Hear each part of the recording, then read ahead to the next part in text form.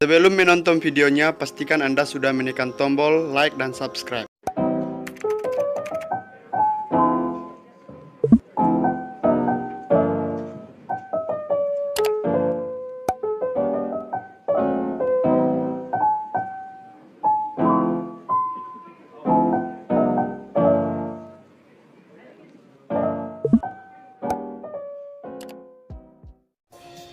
Assalamualaikum warahmatullahi wabarakatuh.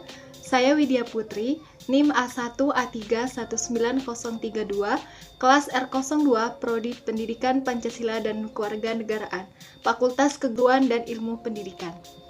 Video ini saya buat untuk memenuhi tugas mata kuliah Hukum dan Hak Asasi Manusia yang diampu oleh Bapak Budi Ardianto, SH.MH.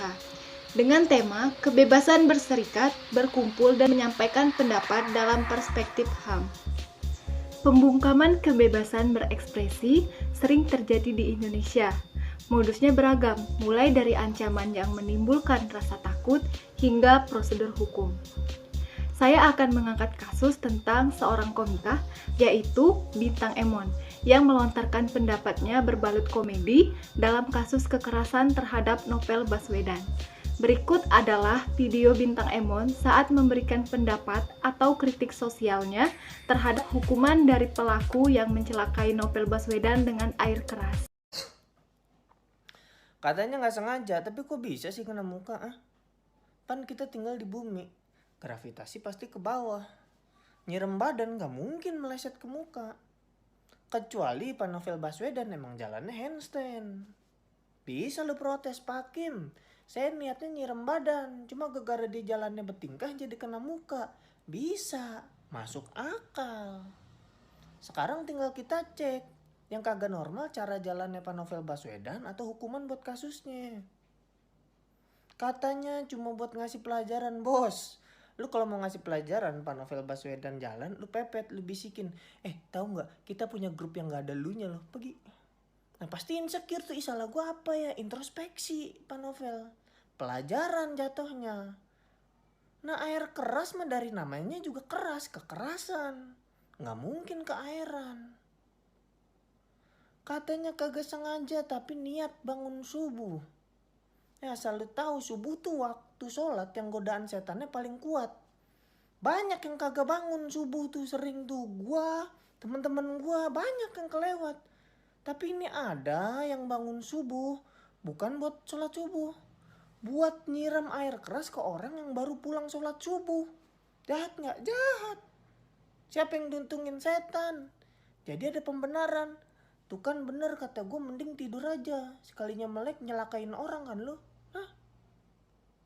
Ngerasa bener setan gara-gara lu. Respect setan nama lu tuh. Mantep lah. Loh kok ada tukang bakso? Dalam video tersebut sudah terlihat jelas bahwa apa yang dikatakan oleh Bintang Emon adalah benar. Bintang Emon tidak setuju dengan adanya pernyataan unsur ketidaksengajaan terhadap Novel Baswedan. Dan Bintang Emon juga tidak setuju dengan hukuman yang hanya diancam 1 tahun penjara. Padahal pada pasal 353 KUHP ayat 1 yang berbunyi, penganiayaan dengan rencana lebih dahulu diancam dengan pidana paling lama 4 tahun penjara. Ayat 2, jika perbuatan itu mengakibatkan luka berat, yang bersalah dikenakan pidana penjara paling lama 7 tahun. Pada pasal 351 KUHP ayat 1 yang berbunyi, penganiayaan diancam dengan pidana penjara paling lama 2 tahun 8 bulan atau pidana denda paling banyak Rp4.500. Ayat 2 berbunyi, jika perbuatan mengakibatkan luka-luka berat, yang bersalah diancam dengan pidana penjara paling lama 5 tahun. Pada pasal 355 KUHP ayat 1 yang berbunyi, penganiayaan berat dilakukan dengan rencana terlebih dahulu, diancam dengan pidana penjara paling lama 12 tahun. Setelah Bintang Emon berpendapat, video tersebut langsung viral dan mendapat komentar positif dari warganet. Namun, setelah itu Bintang Emon malah difitnah dan dilaporkan. Ia difitnah oleh salah satu oknum yang juga membenci pihak Novel Baswedan. Ia difitnah memakai narkoba, tetapi setelah dites urin ternyata hasilnya negatif. Menurut saya, dalam kasus ini akan menimbulkan dampak negatif, yaitu masyarakat menjadi takut untuk bersuara mengenai kebijakan pemerintah yang tidak adil di sekelilingnya, dan takut berpendapat terhadap pelanggaran yang dilakukan oleh penguasa karena khawatir akan dianggap penghinaan, kemudian dibawa ke ranah hukum.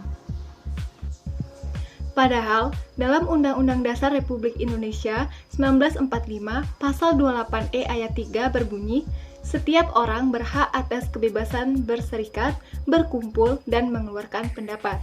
Kemudian, Undang-Undang Nomor 9 Tahun 1998 Pasal 1 ayat 1 yang berbunyi, kemerdekaan menyampaikan pendapat adalah hak setiap warga negara untuk menyampaikan pikiran dengan lisan, tulisan, dan sebagainya secara bebas dan bertanggung jawab sesuai dengan ketentuan yang perundang-undangan berlaku.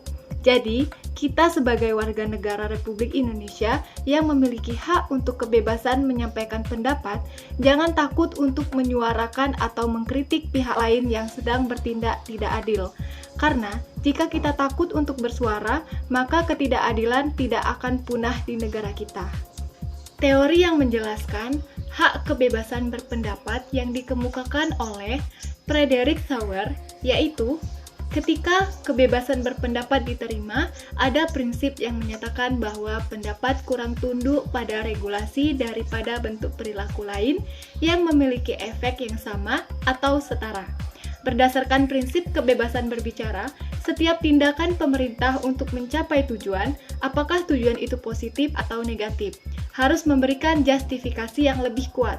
Penjelasan teori tersebut tepat untuk menjelaskan kebebasan berpendapat, sebab Frederick menjelaskan bahwa kebebasan berpendapat berkaitan dengan pendapat yang tidak penuh pada aturan tertentu. Baik, hanya itu yang dapat saya jelaskan mengenai kasus ini. Saya akhiri. Wabillahi taufik wal hidayah. Wassalamualaikum warahmatullahi wabarakatuh.